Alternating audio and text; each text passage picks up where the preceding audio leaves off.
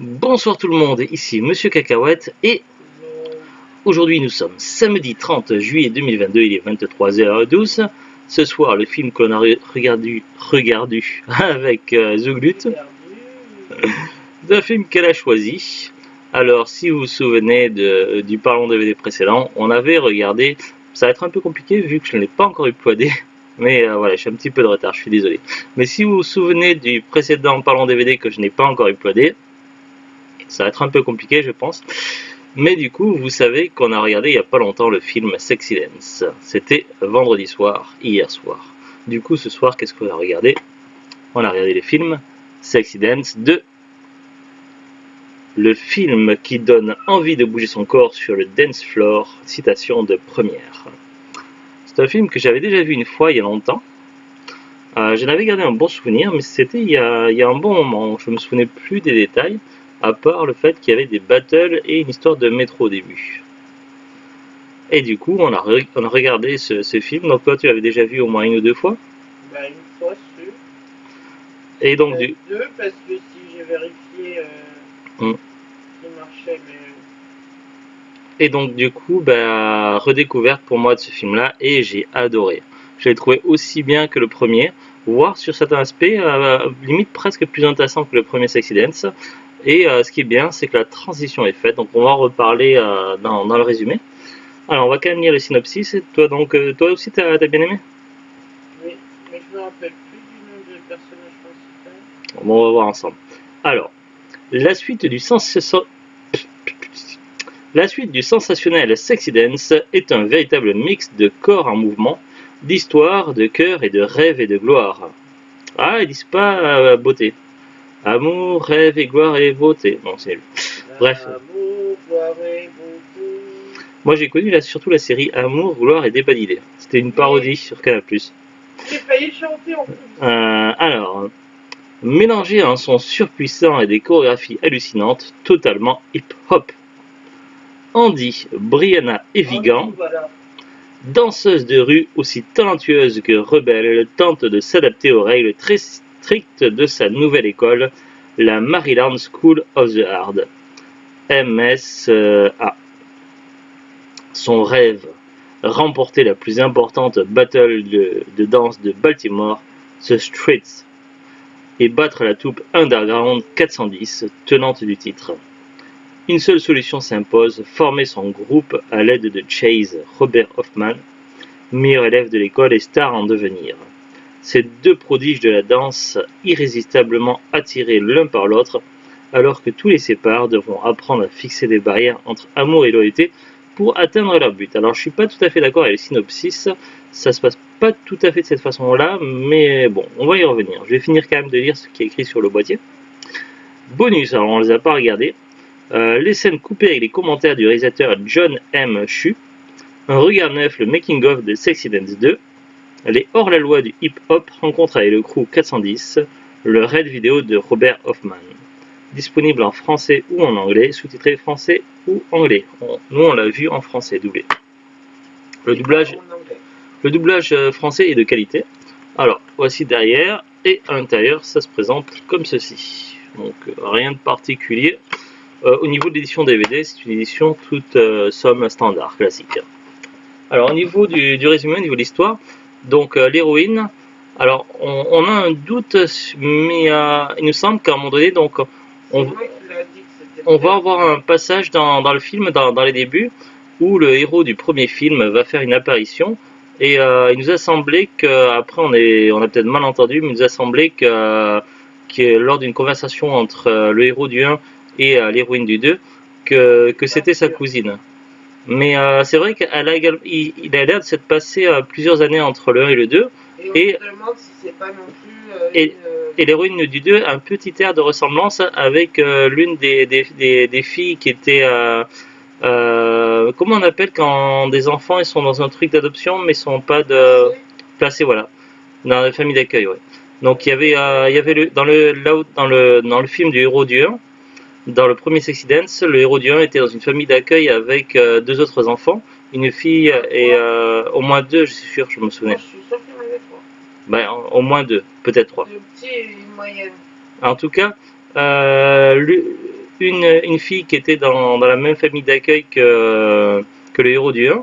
À un moment donné, il y a un passage dans le premier film où il découvre en fait qu'elle a un talent pour la danse et elle arrive à reproduire pratiquement identique ses chorégraphies lorsqu'il se tape un petit délire pendant quelques minutes dans le premier film. Et du coup, la gamine du 1 a un petit air de ressemblance avec l'héroïne du 2. Et comme il s'est passé plusieurs années, on pourrait imaginer que c'est elle qui a grandi plus tard et qui prend la relève du. Après, est-ce qu'il a dit ma cousine ou pas? Après, peut-être que comme ils ont développé un lien familial, ça se peut, ou alors c'est vraiment sa cousine, j'en sais rien. On n'a pas vraiment fait trop attention là-dessus. Mais en tout cas, donc oui, il y a donc on retrouve les lieux emblématiques du premier film, et justement dans l'un de ces lieux-là où on danse, à un moment donné, il va y avoir une petite rivalité, une petite battle entre le héros du 1 et l'héroïne du 2. Et justement, il va, comme elle a un petit peu de mal à trouver sa place et tout, et que lui, il a bien réussi, il est passé par les mêmes problèmes qu'elle, il a connu les mêmes galères, et du coup, l'école lui a permis d'avoir une chance dans la vie. Donc, il aimerait qu'elle ait également cette chance-là, mais elle ne semble pas vraiment intéressée par l'école, et elle a également des a priori sur l'école. Comment on dit ça, quand on a des a priori, des préjugés, voilà. Elle a des préjugés. Et donc, pour lui montrer en fait qu'elle a encore beaucoup de choses à apprendre et qu'elle doit vraiment aller dans cette école-là, il va se donner à 200%, le héros du 1 joué par Channing Tatum, donc toujours le même acteur. Et donc du coup, ça va être un peu la douche froide pour elle. Et finalement, donc je ne vais pas tout dévoiler pour ne pas tout spoiler, mais finalement, peu de temps après, elle va intégrer cette école-là, qui est un genre d'école un petit peu comme la Hondo Stress. Et là, il se trouve que dans cette école-là, il y a également d'autres élèves qui sont un petit peu dans l'ombre d'autres élèves, qui ont des talents qui ne sont pas exploités. Et donc l'héroïne du deuxième film va du coup former un crew, donc une équipe avec ces élèves-là. Et eux qui m'ont beaucoup entendu parler des battles de la rue, ils rêvent de pouvoir se mesurer aux grands danseurs de la rue. Alors qu'elle vient de ce milieu-là, donc du coup ça va être du coup l'occasion pour elle de leur faire découvrir ce monde-là. Évidemment, ils vont se heurter à des préjugés puisque les gens de la rue, notamment l'ancien crew de l'héroïne, n'ont pas envie de voir des gens d'une bonne école se mesurer à eux, et pour eux, ils n'ont pas leur place dans la rue. Donc il va y avoir des problèmes de préjugés, des rivalités, des problèmes assez importants. Ils vont traverser des moments difficiles, mais également ils vont se rencontrer de belles amitiés. Et il va y avoir des moments forts et également de très beaux moments de danse, notamment les chorégraphies vers la fin qui sont vraiment magnifiques, avec des personnages attachants, beaucoup de charisme, beaucoup de choses intéressantes. Généralement, dans les films, lorsqu'il y a des suites, la qualité, elle va en descendant, et c'est difficile d'égaler un premier film. Là, curieusement, ils ont réussi à monter le niveau très haut dans Sexy Dance 2, et limite, il est presque meilleur que le premier film, pour dire à quel point ils ont mis la barre haute. Après, les Sexy Dance 3, 4 et 5, malheureusement, je ne les ai pas encore vus, donc je pense qu'on les verra dans les semaines à venir avec Zoulut. Mais du coup, je ne sais pas pour moi si je vais apprécier les Sexy Dance 3, 4 et 5, mais j'ai beaucoup aimé le 1 et j'ai adoré revoir le Sexy Dance 2 aujourd'hui. Alors, c'est pas parce que c'est des films qui parlent dont la danse est le thème central que c'est forcément des films pour filles. Donc voilà, si vous connaissez pas du tout ce genre de film, franchement, je vous invite à ne serait-ce qu'à regarder au moins une bande-annonce où vous seriez vraiment surpris. Ouais, je cherche mes mots, mais voilà. Vous serez surpris, franchement. C'est des films, si par exemple vous tombez dessus par hasard à la télé, que vous zappez dessus, et bien vous faites happer par le film et vous regardez d'un bout à l'autre. Franchement, c'est des films tout public qui peuvent plaire aussi bien aux garçons qu'aux filles. Si vous ne l'avez pas encore vu, je vous invite à le découvrir et à le regarder. Franchement, un très très bon film. Je sais pas si tu as d'autres choses à rajouter, Zouglit? Alors, on va regarder maintenant ensemble la fiche Wikipédia. Alors, je suis désolé si je cligne beaucoup des yeux, j'ai des problèmes aux yeux en ce moment depuis quelques temps, j'ai beaucoup de douleurs aux yeux. Donc, oui, j'ai un peu trop de cheveux en ce moment. Alors, Sexy Dance 2 ou Danser dans les rues au Québec, ou Step 2 The Street, en version originale, est un film américain sorti en 2008. C'est la suite du film Sexy Dance, ou Vivre pour danser au Québec, Step Up, de 2006. Ce nouveau volet est réalisé par John Chu, et chorégraphié par Jamal Sims, It Hat, qui a fait aussi American Girls, et Dave Scott, qui a fait Stomp the Yard. Alors, fiche technique, durée 102 minutes, catégorie drame, romance et film musical. Bon, du drame, il n'y en a pas tant que ça. Il y a moins de drame que dans le 1. Dans le 1, il y a quand même, je ne vais pas spoiler, mais il y a un passage quand même assez violent qui rappelle un petit peu un très célèbre film avec la BO de Coolio. Ah, j'ai un trou de mémoire. Le film avec Michel Pfeiffer. Tu vois de quel film je parle, Zou? Oui. Ça se passe également dans une école, mince.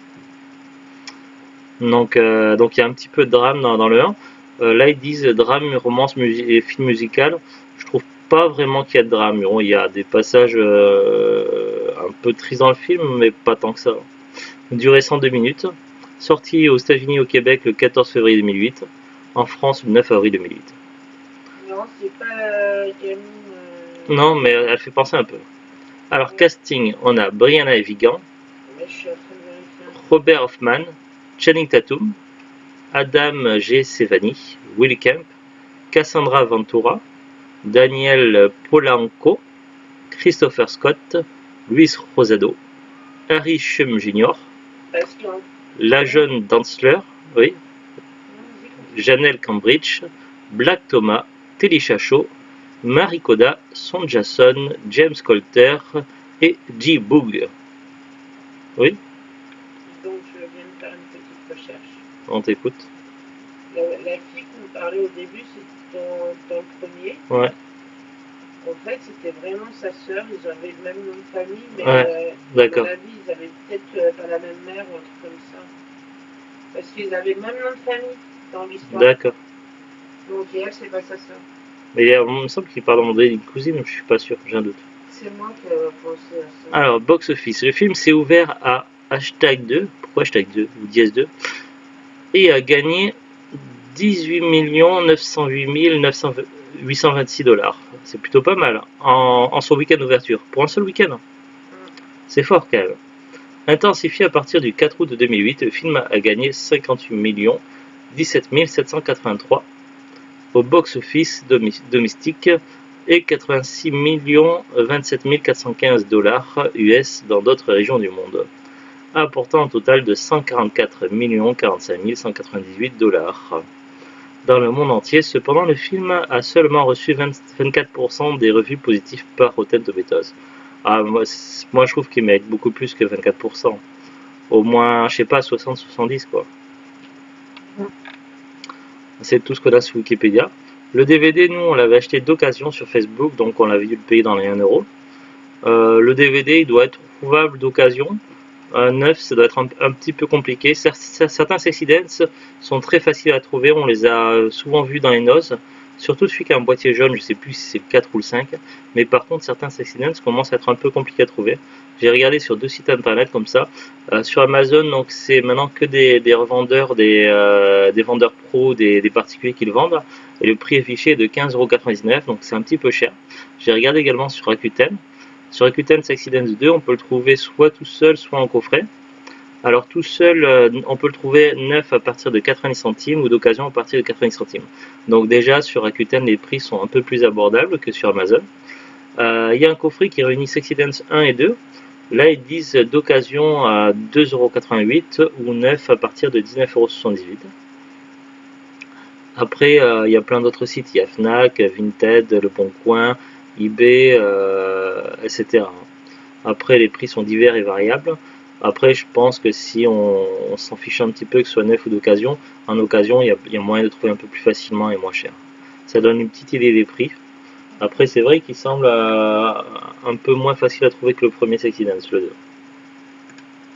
J'ai pas plus d'informations, de choses à dire sur ce film-là. En tout cas, une belle découverte et un film que j'invite à voir au moins une fois. Ou si vous êtes vraiment fan de ce genre de film-là, à avoir dans la collection. En tout cas, je suis très content de l'avoir. Autre chose à ajouter, Zulit? Non, je sais plus. Non. Si je t'avais posé la question.